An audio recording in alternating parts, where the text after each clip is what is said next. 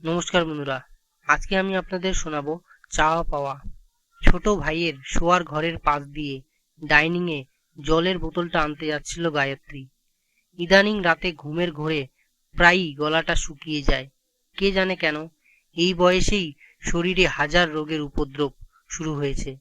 জল নিয়ে ফেরার সময় ভাইয়ের ঘরের বাইরে হঠাৎই পা দুটো যেন আটকে গেল গায়ত্রীর। এই তো 6 মাস হলো বিয়ে হয়েছে ওদের। ঘরের ভেতর থেকে ভাইয়ের বউয়ের আদুরে গলা কানে এলো ওর।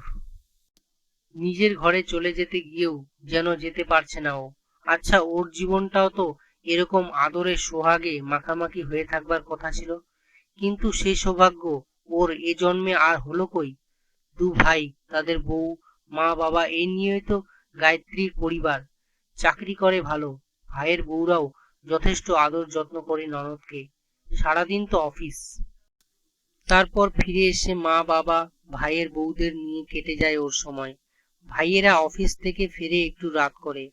ভাইয়ের বউরা তাদের একমাত্র ননদকে খুবই শ্রদ্ধা করে, ভালোবাসে। দুজনেই চাকরি করে, সংসারের সব দায়িত্ব তাই এখনো গায়ত্রীর মা বাবার উপরেই আছে। ভাই আর তাদের বউরা নিজেদের সংসার খরচের টাকা পয়সা মা বাবার হাতেই তুলে দেয় মাসের প্রথমে। গায়ত্রীও মা বাবার হাতে নিজের মাইনের বেশ কিছু অর্থ দিয়ে দেয় মাসের প্রথমে। গায়ত্রীর বাবা নিজেও তো ভালো চাকরি করতেন, আর সেই সুবাদে ভালো পেনশনও পান। সে অর্থে দেখতে গেলে কোথাও কোনো অসুবিধা নেই, কিন্তু শুধুমাত্র সচ্ছলতা থাকলেই কি মনে শান্তি থাকে? বোধহয় না। আর সেটা বোধহয় গায়ত্রীর থেকে ভালো আর কেউ জানে না।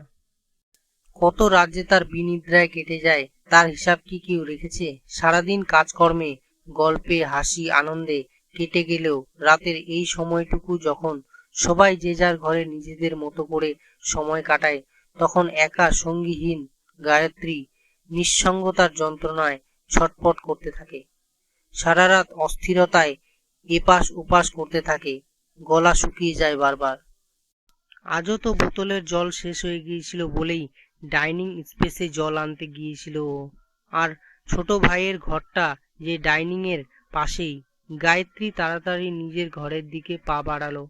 ভাই বা ভাইয়ের বউ দেখলে কি ধারণা হবে তাদের ওর সম্পর্কে? ছি ছি, ভাবলেও খারাপ লাগছে ওর। অথচ ওর কি এই জীবন কাম্য ছিল? মা বাবা ঠিক বয়সে বিয়েও দিতে চেয়েছিল ওর, কিন্তু সমীরণের কাছ থেকে ধোঁকা খেয়ে ওর যেন বিয়ে, সম্পর্ক, বিশ্বাস এইসব কথাতে একটা ঘৃণা ধরে গিয়েছিল। সমীরণ যে ওকে ছেড়ে ওরই প্রিয় বান্ধবী শতনুকাকে বিয়ে করবে, সেটা গায়ত্রীর স্বপ্নেরও অতীত ছিল। কলেজে পড়বার সময়ই ওর পরিচয় হয় ওর থেকে 3 বছরের সিনিয়র সমীরণের। একে অপরকে ভালো লাগা থেকে ভালোবাসা, ধীরে ধীরে দুজনের মধ্যে ঘনিষ্ঠতা বাড়ে।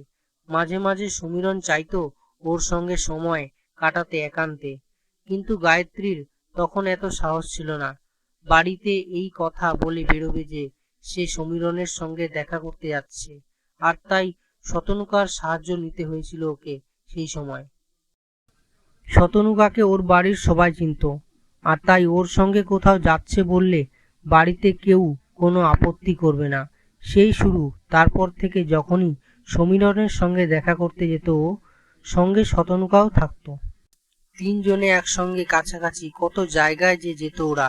সমীরণ চাকরি পাবার পর ওরা তিনজন যখন রেস্টুরেন্টে বসেছিল, গায়ত্রী সমীরণকে বলেছিল ওর বাড়িতে এবার বিয়ের জন্য এসে কথা বলতে। সমীরণ ঘাড় নেড়ে সম্মতিও জানিয়েছিল তাকে, কিন্তু তখনও তো গুণাক্ষরেও বুঝতে পারিনি যে ওরই দুজন সব থেকে কাছের বিশ্বাসযোগ্য মানুষই ওর বিরুদ্ধে এত বড় ষড়যন্ত্র রচনা করেছে। সেদিন কলেজে ফেয়ারওয়েল ছিল ওদের। সবাই খুব সেজেগুজে এসেছিল ওরা। সমীরণের পছন্দের নীল রঙের শাড়িতে গায়ত্রী সেদিন নিজেকে সাজিয়েছিল, কারণ ফেয়ারওয়েলের অনুষ্ঠানের পর সমীরণের সঙ্গে আজ দেখাও করতে যাবার কথা আছে যে। শতনুকাকেও সেই মতো বলে রেখেছিল ও। কি আশ্চর্য, শতনুকাও আজ নীল রঙের শাড়ি পরে এসেছে। কলেজে অনুষ্ঠানের শেষে ওরা দুজন সমীরণের বলে দেওয়া জায়গায় পৌঁছে গেল। সমীরণের হাতে একটা কিছু আছে প্যাকেটে, গায়ত্রী মনে মনে ভাবল, হয়তো ওর জন্য কিছু উপহার নিয়ে এসেছে সমীরণ। কিন্তু ওর এই ভুল অচিরেই ভেঙে গেল যখন সমীরণের হাতে ও কোনো উপহার না, একটা বিয়ের কার্ড দেখতে পেল। কিন্তু সমীরণের বাড়িতে কার বিয়ে? সেরকম কেউ তো নেই ওর বাড়িতে যার বিয়ে উপলক্ষে সমীরণ ওকে কার্ড দিতে পারে। ও কিছু জানতে চাইবার আগেই সমীরণ ওকে কার্ডটা এগিয়ে দিয়ে বলল, প্লিজ ভুল বুঝো না আমাদের। কিসের ভুল, কার ভুল, কিছুই তো গায়ত্রী বুঝতে পারছিল না। কার্ডটা হাতে নিয়ে ও খুলে যা দেখলো তাতে ওর মনে হচ্ছিল ও এখনই পড়ে যাবে। সমীরণ আর শতনুকার বিয়ের কার্ড এটা, আর ওকে নিমন্ত্রণ করছে সেই বিয়েতে সমীরণ। গায়ত্রী আর দাঁড়িয়ে থাকতে পারেনি সেদিন। সমীরণের গালে সপাটে একটা চড় মেরেছিল ও, আর তারপর শতনুকার গালেও। এত বড় বিশ্বাসঘাতকতার জবাবে, যদিও এই চড়টা খুবই সামান্য ছিল, কিন্তু আর কি বা করতে পারত ও সেই মুহূর্তে দাঁড়িয়ে। যে বন্ধুকে ও নিজের থেকেও বেশি বিশ্বাস করেছিল, সে কি করে এতটা নিচে নামতে পারলো তা গায়ত্রীর বোধগম্য হচ্ছিল না। আর সমীরণ, তার মতো বিশ্বাসঘাতককে গায়ত্রী এতদিন কি করে চিনতে পারেনি সেটাই সে বুঝতে পারছিল না। না, এরপর আর গায়ত্রীর কখনো দেখা হয়নি ওদের সঙ্গে। বন্ধুদের কাছে শুনেছিল পরবর্তীতে ওরা নাকি বিয়ের পর ব্যাঙ্গালোরে চলে গিয়েছিল সমীরণের চাকরির সূত্রে। অবশ্য ওদের থাকা বা না থাকা নিয়ে গায়ত্রীর সে অর্থে কোনো মাথা ব্যথা আর ছিলও না। সে তার জীবন থেকে ধুলোর মতোই ঝেড়ে ফেলে দিয়েছিল ওই দুজনের অস্তিত্বকে, আর নিজে হয়ে গিয়েছিল সম্পূর্ণ ভিন্ন ধারার এক মানুষ, যার জীবনে মানুষের আশা ভরসা বিশ্বাস ভালোবাসার কোনো মূল্য আর ছিল না, যার জীবনের মূল লক্ষ্য ছিল এরপর নিজেকে প্রতিষ্ঠিত করা শুধু। বিয়ে সম্পর্ক এইসবে সে আর নিজের জীবনকে সীমাবদ্ধ রাখতে চায়নি।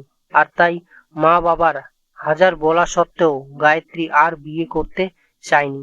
বিয়ে করে নিজেকে কোনো রকমের বন্ধনে আবদ্ধও করতে চায়নি। নিজের জীবনটাকে তার নিজের কাজ আর পরিবারের মধ্যে আবদ্ধ রাখতে চেয়েছে সে। এরপর কিন্তু আজ এত বছর পরও কোথাও যেন নিজেকে তার অসম্পূর্ণ বলেই মনে হয়। সেও তো আর 5টা মেয়ের মতোই কাজকর্ম, স্বামী, সংসার এসবের মধ্যেই নিজের সুখটাকে খুঁজে পেতে চেয়েছিল। কিন্তু সবার জীবনে বোধহয় সব সুখ সহ হয় না। গায়ত্রীর জীবনটাও অনেকটা সেই রকমই হয়তো। সেদিন অফিস থেকে ফেরার পথে ছোট ভাইয়ের বউয়ের জন্মদিন উপলক্ষে তার জন্য কিছু উপহার কিনতে সামনের শপিং মলটায় গিয়েছিল গায়ত্রী। সঙ্গে অফিস কলিগ শ্রাবন্তীও ছিল। এটা ওটা দেখছিল ওরা ঘুরে ঘুরে। হঠাৎই ওর চোখ পড়ল সামনে দাঁড়িয়ে থাকা ভদ্র মহিলার দিকে।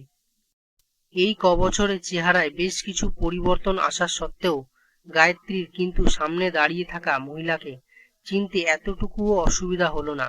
শতনুকাও ওর দিকে তাকিয়ে আছে। দেখেও না দেখার ভান করে গায়ত্রী এড়িয়ে যেতে চাইল শতনুকাকে। কিন্তু শতনুকা তো ওর দিকেই এগিয়ে আসছে মনে হচ্ছে। গায়ত্রী মনে মনে ভাবল, যে গভীর ক্ষতটাকে সে এতদিন চাপা দিয়ে রেখেছে সযত্নে, তাকে দগদগে ঘায়ে পরিবর্তিত হতে দেবে না ও কিছুতেই। আজ এত বছর পরে ও তাড়াতাড়ি লিফটের সামনে গিয়ে বটন প্রেস করে দাঁড়ালো। কিন্তু এ কি, শতনুকাও তো ওর সামনে দাঁড়িয়ে আছে। হঠাৎই শতনুকা ওকে বলল, গায়ত্রী, আমাকে একটু সময় দিবি? কয়েকটা কথা শুধু বলবো তোকে। আজ এত বছর পর গায়ত্রীর মনে শতনুকার প্রতি সেই অভিমান ক্ষোভ হয়তো আর নেই, কিন্তু তাও কোথাও যেন একটা না বলা কষ্ট গায়ত্রীর গলার ভেতর আজও দলা পাকিয়ে আছে। কিন্তু ও সেটা কিছুতেই শতনুকাকে বুঝতে দেবে না এই মুহূর্তে। ও শতনুকার সঙ্গে গিয়ে শপিং মলের ভেতরেই একটা ফুড প্লাজাতে বসলো। শ্রাবন্তীর কিছু কাজ ছিল, ও তাই গায়ত্রীকে বলে বেরিয়ে গিয়েছিল। দুজনের জন্য দুটো কফির অর্ডার দিয়ে গায়ত্রী শতনুকার পাশে এসে বসলো। ও চুপ করেই ছিল। আজ ও কিছুই বলবে না, শতনুকা বলবে আর ও শুনবে, এরকম ভাবেই নিজের মনকে প্রস্তুত করছিল ও। হঠাৎই ওকে অবাক করে দিয়ে শতনুকা ওর থেকে জানতে চাইল, গায়ত্রী, তুই আজও ভালোবাসিস সমীরণকে, তাই না রে? আর সেজন্যই তুই আজও বিয়ে করিসনি। জানিস গায়ত্রী, সমীরণের সঙ্গে বিয়ের পর নিজেকে খুব গর্বিত মনে হচ্ছিল সেদিন আমার। কোথাও যেন নিজেকে জয়ী বলেও মনে হচ্ছিল। তোর কাছ থেকে কেড়ে নিয়ে সমীরণকে বিয়ে করেছিলাম যে, তোকে হারিয়ে দিয়ে সমীরণকে পেয়েছিলাম সেদিন। জয়ী তো নিজেকে মনে হবেই, কিন্তু আমার এই ধারণাটা যে কতটা ভুল তার প্রমাণ আমি 1 বছরের মধ্যেই পেয়েছিলাম। নতুন বিয়ের পর সমীরণ আমাকে ছাড়া অন্য কিছু ভাবতে পারতো না। আসলে তখন তো সবকিছুই নতুন থাকে, তাই হয়তো ও আবেগে ভেসে গিয়েছিল কদিন আমার সাহচর্যে। কিন্তু বিয়ের 1 বছরের মধ্যেই সমীরণ কথায় কথায় তোর সঙ্গে আমার তুলনা করত। তুই কতটা বুদ্ধিমতী, তোর কতটা ধৈর্য, তোর কত গুণ। বিশ্বাস কর, নিজেকে অন্য কারোর সঙ্গে প্রতিনিয়ত তুলনা করা হলে যে কতটা অসহায় লাগে মনের দিক থেকে, তা তোকে বলে বোঝাতে পারবো না আমি। জানিস গায়ত্রী, তখন তোর উপর মনে মনে খুব রাগ হতো আমার। মনে হতো তুই দূরে থেকেও আমাদের দুজনের মধ্যেই আছিস সর্বদা। ধীরে ধীরে নিজেকে সমীরণের জীবনে অযাচিত বলে মনে হচ্ছিল আমার। আর তারপর যখন সন্তান জন্ম দেওয়াতে অপারগতার কথা ডাক্তার জানালো ওকে, সেদিন যেন ওর সমস্ত ধৈর্যেরই অবসান ঘটেছিল। সেদিন ওইভাবে অপমানিত হবার পর আমিও আর থাকবো না সমীরণের সঙ্গে মনে মনে সিদ্ধান্ত নিয়ে ফেলেছিলাম। জানিস গায়ত্রী, আসলে সমীরণের মতো ছেলেরা কখনো কারোর স্বামী বা প্রেমিক হতে পারে না। এতক্ষণ শতনুকার সব কথা মন দিয়ে শুনছিল গায়ত্রী শুধু। শতনুকা ওর ভাবলেশহীন মুখের অভিব্যক্তি দেখে অবাক হয়ে গেল। গায়ত্রী শতনুকার অবাক হয়ে যাওয়া মুখের দিকে তাকিয়ে বলল, কি ভাবছিস? আমি কেন তোর জীবনের এত বড় ঘটনা শুনবার পরও এরকম নির্লিপ্ত আছি? আসলে কি জানিস তো শতনুকা, তুই বা তোরা, আমি সমীরণের কথা বলছি। পুরনো যে অতীতটাকে এখনো বয়ে বেড়াচ্ছিস নিজেদের জীবনে দুঃস্বপ্নের মতো। আমি সেই অতীতের অস্তিত্বটাকে ওই দিন রেস্টুরেন্টে তোদের দুজনের সামনেই ধুলোর মতো ঝেড়ে ফেলে দিয়ে চলে এসেছিলাম। আর যে জিনিস আমি একবার ফেলে দিই তার দিকে আর পিছন ফিরে তাকাই না রে। যাই হোক, ভালো থাকিস। আর আশা করি তুই তোর সব প্রশ্নের উত্তর এবার পেয়ে গেছিস। চলি রে, অনেক কাজ আছে। শতনুকাকে পেছনে ফেলে গায়ত্রী এগিয়ে যায়। সেদিন রাতে গায়ত্রী মনে মনে ভাবে, জীবনের চাওয়া পাওয়া হিসেবটা হয়তো এতটাও সহজ না যতটা সে ভেবেছিল। এতদিন নিজেকে নিঃস্ব, অসম্পূর্ণা এক নারী বলে মনে হচ্ছিল তার। সে ভেবেছিল জীবনে সে কিছুই পায়নি, স্বামী, সংসার, সন্তান এসব খুব গুরুত্বপূর্ণ। কিন্তু আজ শতনুকা সব পেয়েও তো তার থেকেও শতগুণ বেশি নিঃস্ব হয়ে গেছে। যে শতনুকা একদিন তার সবকিছু কেড়ে নিয়ে নিজেকে সুখী করতে গিয়েছিল, আজ সে সর্বহারা। নিজের জীবনের একটা আলাদা পরিচয়ও তো তৈরি করতে পারেনি সে। আর সমীরণের কথা তো ছেড়ে দিচ্ছেও। তার তো কোনো মেরুদণ্ডই নেই বলে মনে করে গায়ত্রী। গায়ত্রীর আজ নিজেকে খুব ভাগ্যবতী বলে মনে হচ্ছে। ভাগ্যিস ওরকম মেরুদণ্ডহীন ছেলের পাল্লায় পড়েনি ও সেদিন। না, এরপর থেকে আর কখনো গায়ত্রী জীবনের চাওয়া পাওয়া হিসাব করতে যাবে না। কারণ জীবনের প্রাপ্তি অপ্রাপ্তির এই খেলায় সে আজ কোথাও না কোথাও পরিপূর্ণ নিজের জীবনে। অন্তত আজ শতনুকার সঙ্গে দেখা হবার পর থেকে ওর সেটাই মনে হচ্ছে। আজ অনেকদিন পর গায়ত্রীর দু চোখের পাতা নিজের অজান্তেই ভারী হয়ে এলো।